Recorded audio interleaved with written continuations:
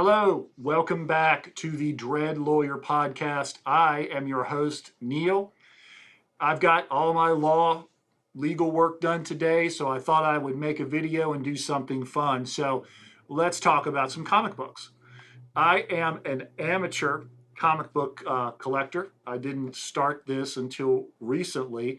When I was little, of course, I had comic books and I read some, but particular ones. And as time went by, I got out of it. I had a lot of work to do and lots of responsibilities. But now, as I'm getting a little bit older, and as I watch other YouTube channels and content creators, and I see just exactly how much fun this was, and what had forgotten how much fun it was, I decided to get back into it.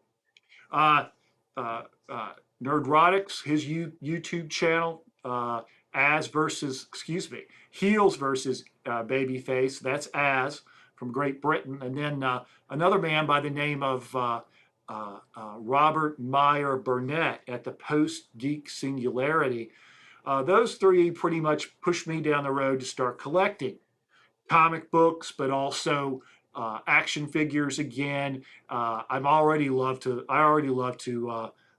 collect die-cast vehicles, fighter jets, tanks, and stuff like that, but also starships. So this was all in my bailiwick, and now I can add comic books to my collecting, and also damn all three of their souls, because I'm probably going to go bankrupt now that I have all this new stuff to spend money on. So with that said, let's take a look at what I've got. Now, like I said earlier, when I'm collecting, I don't collect every different type of comic book. When I was young, Batman was my thing. Yeah, I liked Batman. In particular, the detective comics, Batman's detective comics. I didn't get into X-Men. I didn't get into the Avengers, the Doctor Strangelove, all of that sort of stuff. And I know there are lots and lots of different characters and titles, but I really wasn't into those. I was into specific things, especially things that my brother and I really liked. For example, Star Wars or the Micronauts. Uh, uh, so I collect what I remember I liked and what I remember from childhood. So I guess it's kind of a throwback to the things I used to love and still love. So let's talk about these. The very first one I'm going to show you is my favorite, not just comic book character, but literary character, and that is Conan the Barbarian, Robert E. Howard's classic character. So this is what I'm showing you. This is from Dark Horse Comics. Let me make sure you guys can see it.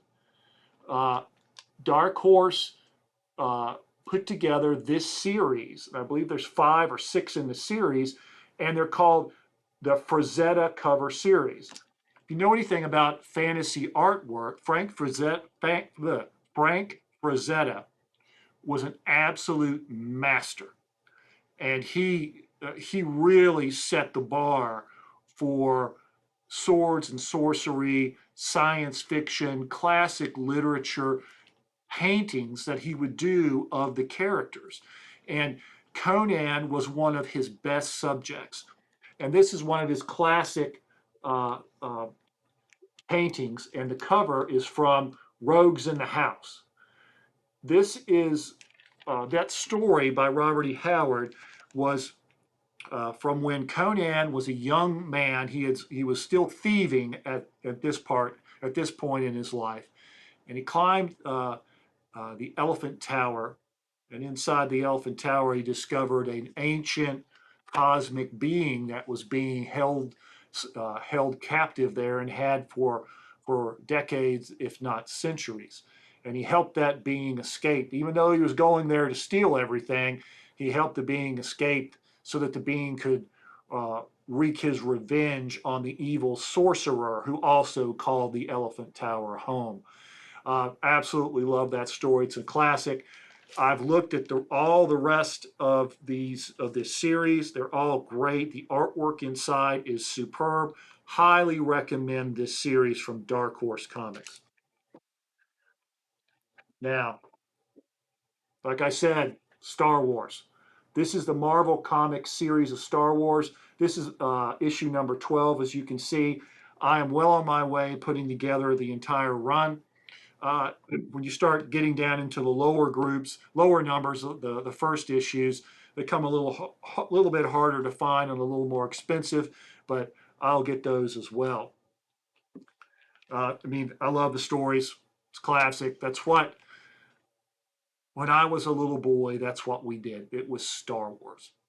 We had I still have the original figures that my brother and I got. You know, we weren't like the collectors now who won't take them out of the package. We played the hell out of those things, but I still got them. And we had all the different starfighters. We had the Millennium Falcon to use with the figures, all these different toys. So that made a huge impression on me, and that's why when it comes to comic book collecting, you know, Star Wars is a no-brainer. I'm going to collect that series. Here's a classic that I remember reading. It's Sergeant Rock. Now, uh, this the Sergeant Rock goes way back. I've got a couple of issues. I think they were first issued back in the early '60s, maybe late '50s, but the '60s. Um, they're in decent shape, not the best shape, but uh, this is issue number 271, so it goes pretty far back. The early series of this it would feature the title Our Army at War, featuring Sergeant Rock, but as of course that says that here, but as time went by, it started to say Sergeant Rock more. But what you're looking for early on is going to be Our Army at War. And I don't know if I'll ever get a full run of this because that's going to get expensive when you get down into the earlier um, issues, but I sure hope I can because this is one of my favorites. Here we have Batman Detective Comics. Now, this particular issue, okay, I remember this distinctly. I had this issue back when I was, I don't know, 6, 7, 8 years old. And I remember absolutely wearing that sucker out. You know, it didn't dawn on me that time, but I thought of what an impression it made on me. But I decided, because I used to read the Detective Comics, that's the run of Batman that I was going to collect. Now, there's other Batman or Batman and Robin comics. I'm sure they're fantastic, but I'm going to concentrate on this one first. Uh, you know, I got this off of eBay, I believe. It had it had the other issues around this. This is issue 463. So it came as a lot, and I won the auction on that, and I was very happy because I have a memory of that particular comic. Now, before I go any further, a word on how I find the comics that I collect. Uh, First of all, you need to go to your local comic book shop. In the Roanoke Valley, where I live here in Virginia, there are three. There's Frank's Cool Stuff in Salem.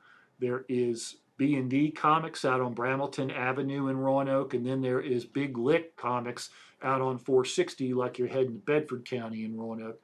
Uh, I go to all three, uh, and I like to find the back issues there. You know, I would rather shop local for these local comic book shops first before I ever go to an online service or an online auction. Now, if you want to spread your net a lot wider, there's eBay always, and then there's always Proxibid. I use Proxibid quite a bit. A lot of the auction sellers there have very high quality comics that you can bid on and win. Of course, you've got to pay an auction premium, and you have to pay shipping and taxes, but it still gives you greater opportunities to find other issues that you might want that might not be around you locally. So I like to use Proxibid as a source as well for comic book collecting. Now, for all the particular runs of comics that I want, that I am most interested in, I've taken it on myself that I'm going to get the first issue. Now, I probably on some of these, I'm not going to be able to get a first issue, but get a first issue of the comic in the CGC seal with their seal of approval and the quality of the comic inside. It's more of a collector's type of item. I mean, obviously, we're collecting comics, but the CGCs are a collector's type of item where you can't access the comic, but it's in there. It's so that it's sealed and you can keep it for longer, and it makes it worth more money. Yeah, I guess you could say that collecting comics can be in and of themselves an investment. I sort of treat it that way, but I mostly do it because it's a fun hobby, and each one of these books is a little insight, a little piece of imagination, uh, and a timeout from the rest of the real world where you can get into the comic and read it and understand why. So let me show you some of these as well. Now, this is a good one. This is a CGC Universal Grade 9.6 of the first issue of the Marvel Comics John Carter, Warlord of Mars. Edgar Rice Burroughs' classic story of John Carter, the Warlord of Mars, also the Princess of Mars. I've read that. I've read those stories over and over again, listened to them on Audible. They're fantastic. When I'm traveling out west to go hunting, either in Montana or Wyoming or any of the other western states, it's always great as you're rolling down the highway to put on Audible, and I've done that many times and listened to the entire story of John Carter and Dejah Thoris. So this is a great one to have. It's number one on that, and I'm collecting the rest of that run. Ah, my brother and I loved these when we were little. It's kind of a little bit of a knockoff of Star Wars, but we love the Micronauts. We used to get the comic books and read them, and also all of the toys and little figures you could get with it as well. This is issue number one of the fantastic first issue. They came from inner space of the Micronauts. Like I said, I'm getting the first issues, and I'm well on my way of putting together the run for this as well.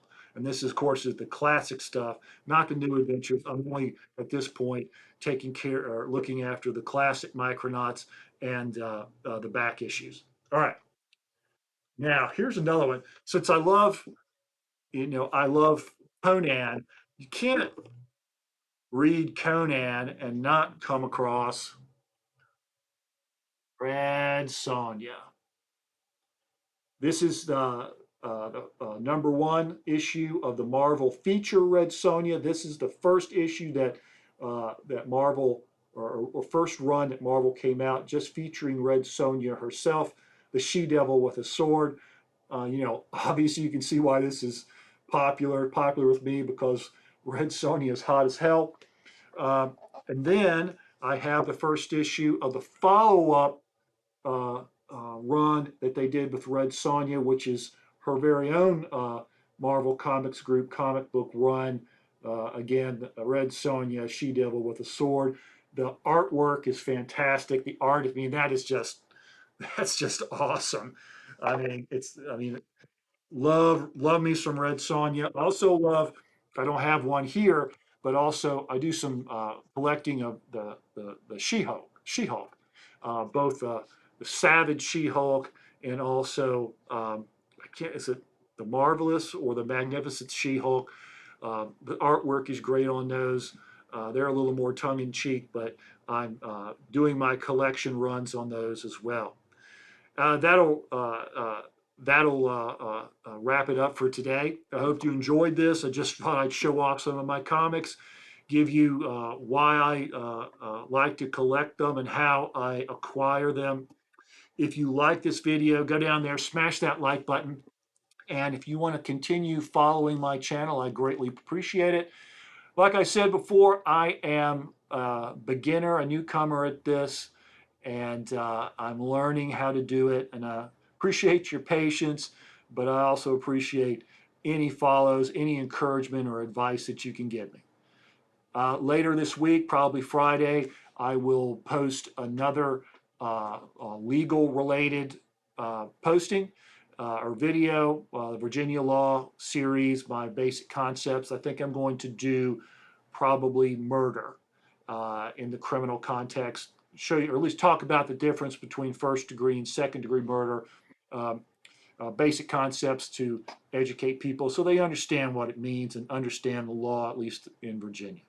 Thanks again for tuning in. You guys have a great afternoon.